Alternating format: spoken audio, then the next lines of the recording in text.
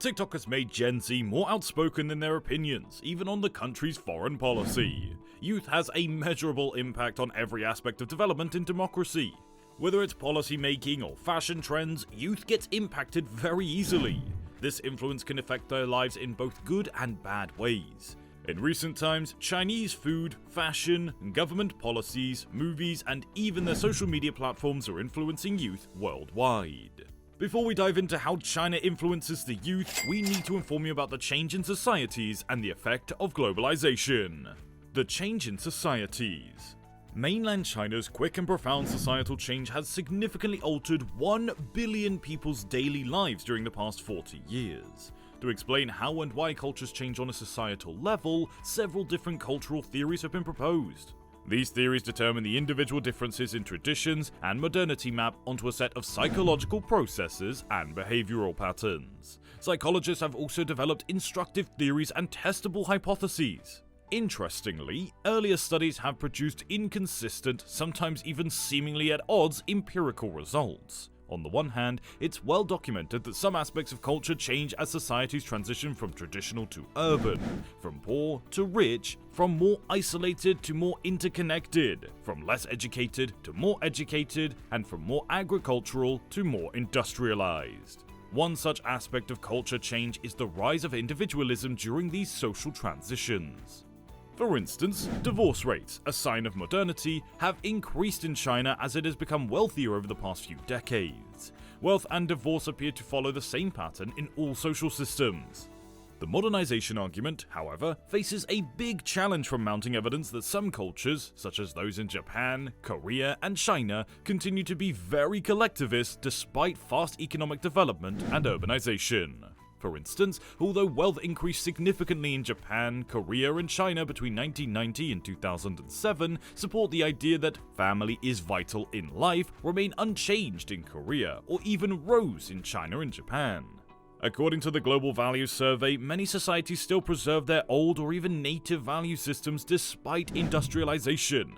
As a result, it's unclear as to how China's recent industrialization may be affecting its moral standards and culture. Do you think in a similar way? The effect of globalization.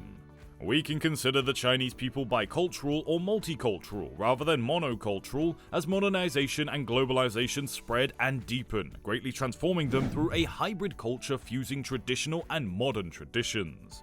For younger generations, such as those who were born after 1980, this should be especially true. To cognitively adapt to this cultural transition, Chinese people may construct bicultural or multicultural selves and build several identities or personas. Many contend that psychological modernity and traditionalism coexist in Chinese people's mindsets and relate to the pertinent psychological processes and behavioral traits. It was discovered that China's modernization process had significantly altered several psychological traits. They included adjustments in motivation, attitude, and temperament. In addition, they discovered that those who supported modern Chinese culture placed more emphasis on accomplishments, autonomy, egalitarianism, utilitarianism, quality of life, and gender equality than those who supported Chinese traditional culture, who placed more emphasis on familism, relationships, authority, and male dominance. Now we know how society changes and the effects of globalization, it's time to go deep in how China actually influences our youth. Do you want to be part of the 1% of viewers who've subscribed? Then grab your chance now and subscribe to our channel, Proactive Investing. China's influence on the worldwide youth. China has the second largest land area and the most people worldwide. Via the arts, sciences, food, production, and trade, it has greatly influenced the world and is felt throughout the Asian continent. The culture of China has undergone a quick and extensive metamorphosis and is still evolving to fit the needs of the contemporary world. It's challenging to sum up the society without risking oversimplifying the culture due to its vast size of the nation and its lengthy, complex history.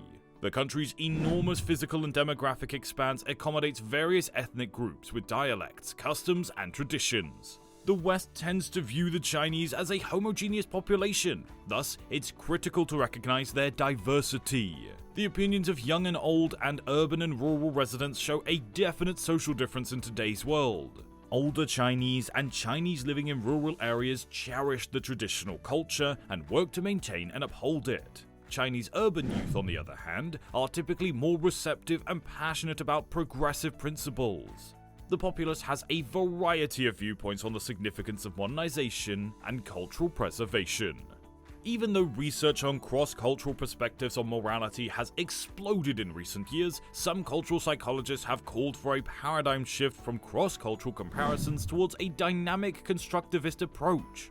According to this perspective, culture and morality influence one another, and morality is composed of highly culturally conditioned reactions rather than unique attachments to specific people, organizations, or communities. In other words, even an individual with many identities will act differently in response to the specific cultural cues depending on which identity is available and salient to them. This might be especially true for those who are bicultural or multicultural, like immigrants or Chinese from Hong Kong. China and the Western world.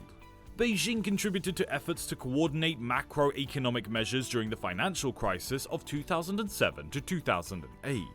Before the Group of 20 summits in 2008, China echoed the United States' request for a significant, well-coordinated economic stimulus.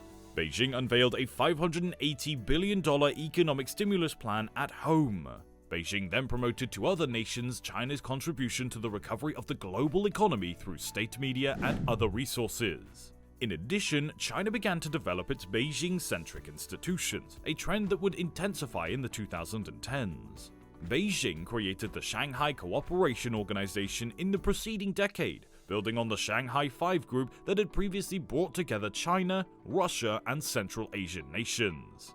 In the 2010s, China would use the SCO as a platform to subvert accepted global norms, such as by promoting its preference for a network of closed internet run by national governments instead of a single, open internet. The four main challenges of global health, internet governance, climate change, and development financing are where China's expanding global governance policy is most noticeable.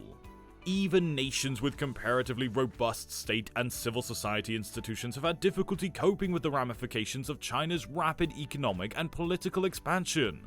The advanced industrial democracies of Western Europe, the United States, and Japan have all been paying increasing attention to the issue. Yet, vulnerable nations, those with a significant disconnect between local capabilities to manage and mitigate political and economic risks, and the scope and intensity of Chinese activism, face unique difficulties. Local elites and specialists in these nations continue to lack a basic understanding of the instruments and strategies used by China in its activism and influence operations. Moreover, the policy is not adequately tailored to local realities and too frequently replicates Western solutions both within and outside of these countries. Southeastern, Central, and Eastern Europe and South Asia are a few critical strategic locations where this is particularly noticeable. China's economic and political profile has grown remarkably quickly in these two regions. Still, many nations lack a strong pool of local experts who can compare analyses of the domestic implications of Chinese activism to policy recommendations that consider the political and economic realities of their domestic environments. Social media platforms are occasionally exploited to disseminate false information and biased views. Teenagers may begin to take the information they're given seriously, which will dramatically change how they feel and how they behave. Numerous real-life examples show how online platforms spread prejudiced or hateful views towards a group of individuals, ultimately leading to terrible outcomes. China could influence our youth in both positive and negative ways. It's them who should choose wisely. What do you think that China will do? Comment down your thoughts down below, subscribe to Proactive Investing for more videos like this, and thank you for watching. We'll see you in the next video.